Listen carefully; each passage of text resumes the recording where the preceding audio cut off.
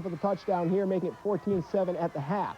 In the third quarter, Lewiston, Rich Aslan with the keeper gets it in, but the point after was no good. That would prove key to the Blue Devils. Late in the third, Troy Booker with the interception here off Summer, and that looked to be key. It looked like he was running it all the way into the end zone, but watch, he gets hit from behind, he fumbles it away, and Thornton Academy recovers. That would be key because Thornton would then, in the fourth quarter, on a 4th and 1, Mike Babcock takes the pitch out, breaks the tackle, and runs all the way into the touchdown. A 65-yard touchdown run to cut the lead to 2014. Lewiston would try the same. 4th and 1 later in the fourth quarter. Rich Aslan doing basically the same play. The fans getting pumped up. 4th and 1. He pitches it out, but the Trojan defense is there. They get nailed for the loss.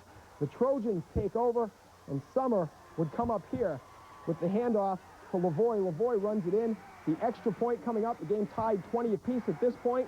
The extra point is put up and good. The Trojans stun Lewiston, 21-20. We believed in these boys right from the start. We knew that if we got some confidence early in the season, which we did, that we could beat anybody. And today we showed it. We didn't surprise ourselves. You know, we got beat by 2 very good teams, and you know we didn't make the plays when we had to, and it's to their credit. And I'm still very proud of our team. They played up to their ability. What can you say? One of those things. 8-2 is nothing, not bad. These two fine football programs. Tonight, Jimmy Young checks out the 9-1 Golden Trojans. Despite a 9-1 record all season long, Thornton Academy has been the Rodney Dangerfield of high school football. They just got no respect. However, that hasn't dampened their spirits or changed their goals. All year we've been, put down because of our schedule, because everyone thought it was, lesser than maybe a Biddeford or South Portland schedule. But now that we beat Lewiston, people can't say that we haven't played anybody yet. All season long we tell our kids we want, the gold ball. That's what everybody's quest is. And you like to say it, but when you're in that position, you don't want to let it slip away. It was just 2 years ago that this Thornton Academy team went on to win a state championship in the Class A. Now, a win over Lewiston from last week has given the Golden Trojans the confidence they need heading into the Western Maine Championship game.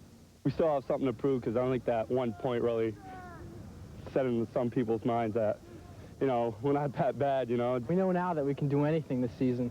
We know we have experience. All the seniors have experience because most of us were all on the championship team.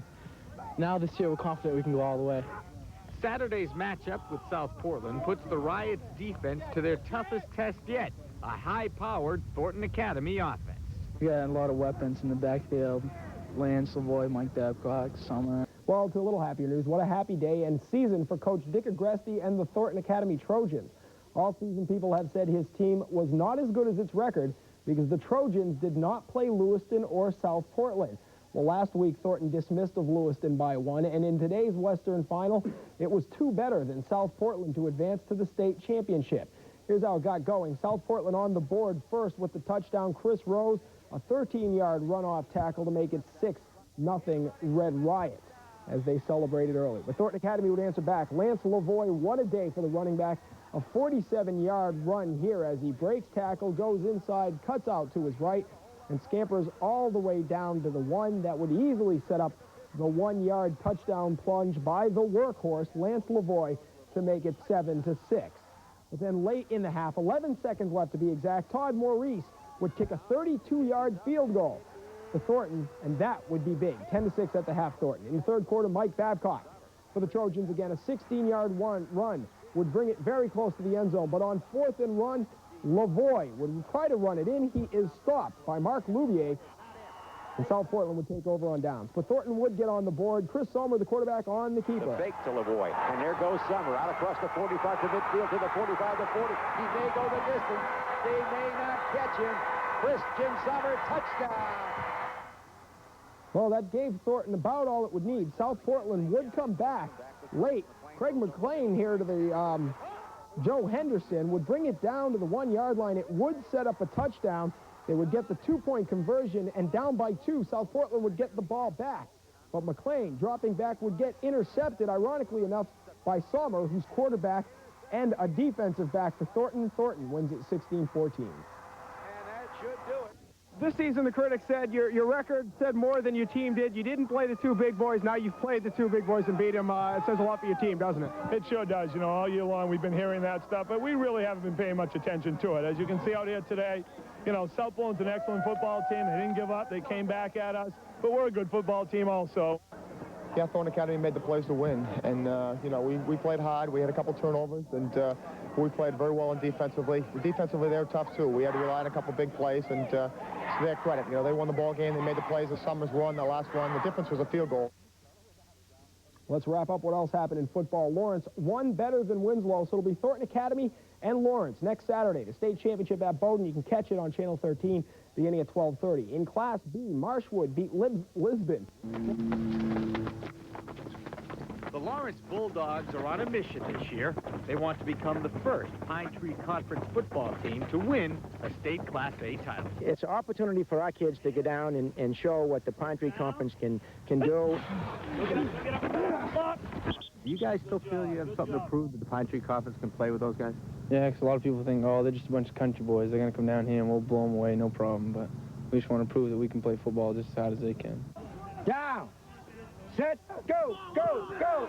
I think if we go out and play hard football, we'll be all set. We'll have plenty of respect after.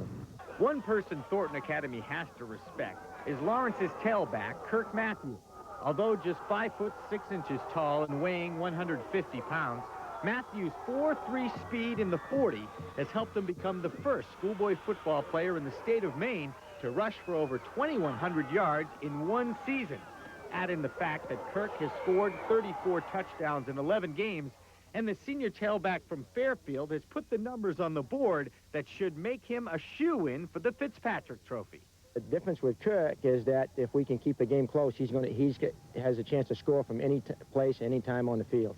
Typically, Kirk isn't interested in any individual awards. He's focused on Saturday's game with Thornton Academy. Oh, I'd trade Saturday's win for anything. I'd give all my odds up as long as we have the go ball. Jimmy Young, News 13 Sports, Fairfield. And tomorrow night we'll check out Thornton Academy. Tonight, big night. Tomorrow afternoon. Now tonight, Jimmy Young checks out the Western champs, Thornton Academy. 1 second, and that will do it.